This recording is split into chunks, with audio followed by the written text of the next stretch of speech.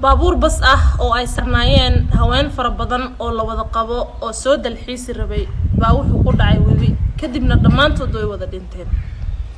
marka nimankii qabay xaasaska wada dhintay baa midba wuxuu ooyayay hal isbuuc oo xiriir ah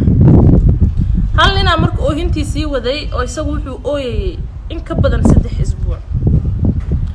marka ninka la weydiiyay sababta uu sida aadka u xiisay xaaskiisa baa isagoo murugo badan ay ka muuqato iyo niyad jab fara badan ku jawaabay xaaskaygi baa ka baaqatay gaarigaas maxaad sugaysay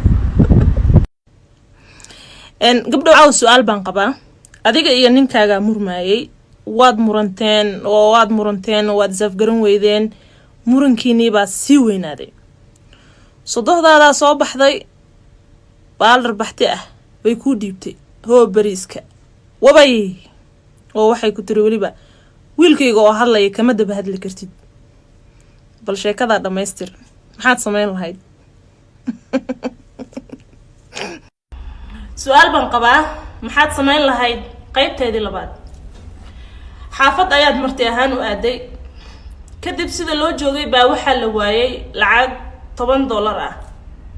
adigana marka aad guriga iimaanaysay lacag $10 ah jeebka kugu jirtay hala isbaaraa la yiri maxaad sameyn lahayd